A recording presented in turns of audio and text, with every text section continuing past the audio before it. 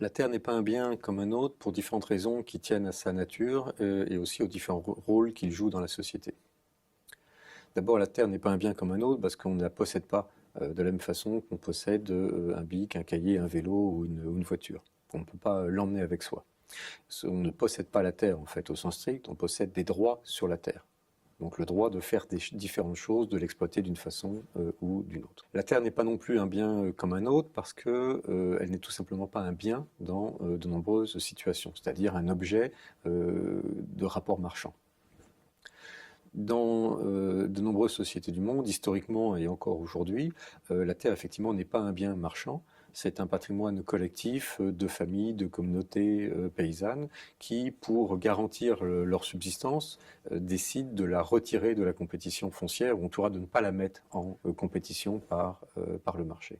Et c'est encore le cas dans de nombreuses régions du monde, régions rurales du monde, où bien soit les conditions de développement d'un marché ne sont pas réunies, parce que la terre est abondante et que ça n'aurait pas de sens de vouloir vendre une parcelle lorsqu'on peut en défricher une par ailleurs à côté, soit parce que les valeurs de la société s'opposent à ce que la terre devienne un bien marchand. Et même en Europe, historiquement, on considère que c'est à partir du XVIIIe siècle que la terre est véritablement devenue un bien marchand. Non pas qu'il n'y ait pas de vente auparavant, mais parce que les politiques économiques de l'époque ont voulu en faire un bien marchand et ont défini des règles juridiques définissant la propriété privée. Et les politiques de l'époque ont voulu séparer la terre des communautés paysannes pour en faire un bien marchand, et en même temps séparer les travailleurs des communautés auxquelles ils appartenaient pour que la force de travail elle-même devienne elle aussi un bien marchand, les deux contribuant au développement industriel. Et cela montre en tout cas que ce n'est pas un processus naturel, mais c'est le fruit d'évolution sociale, mais aussi d'intervention des États, qui fait que la terre devient en tout cas légalement un bien marchand dans certains cas et dans certaines régions du monde. De fait, la terre est le support de l'alimentation, de la production agricole et donc de l'alimentation, et dans ce sens joue un rôle crucial dans les sociétés rurales. Mais la terre n'est pas seulement un support, un facteur de production, un support de la production agricole, elle a bien d'autres rôles et bien d'autres fonctions. La terre est un enjeu de pouvoir. Le fait de contrôler, de posséder la terre ou de contrôler l'accès à la terre vous donne un pouvoir sur le territoire, si vous contrôlez un territoire, le pouvoir de définir qui peut y avoir accès et à quelle façon, à quelles conditions. La terre a aussi des dimensions symboliques.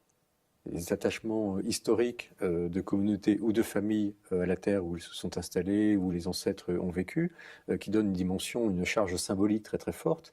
Et il peut y avoir des conflits violents pour la terre qui ne sont pas liés seulement à la rareté ou à la valeur économique, mais qui sont liés à la valeur symbolique de la terre. L'anthropologue Mark Shimpton résume les choses en disant que la terre est objet à la fois, est enjeu à la fois de richesse, de pouvoir et de sens.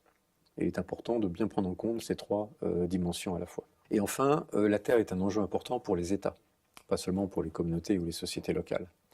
La terre est un enjeu parce que quand l'État définit des politiques foncières et définit quels droits sont reconnus, du coup il définit en même temps lesquels ne le sont pas.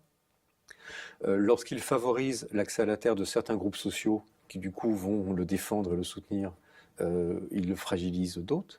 Et il peut aussi utiliser son pouvoir d'affectation des terres, de distribution des terres pour fragiliser des opposants ou d'autres groupes sociaux. Et à travers justement son intervention sur la répartition des terres, il distribue aussi la richesse ou les opportunités économiques.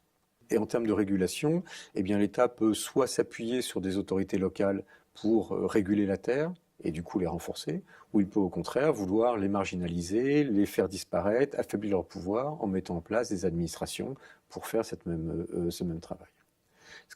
Tout ceci montre que la terre a un enjeu fondamental dans la construction des États et dans les rapports entre les États et les citoyens.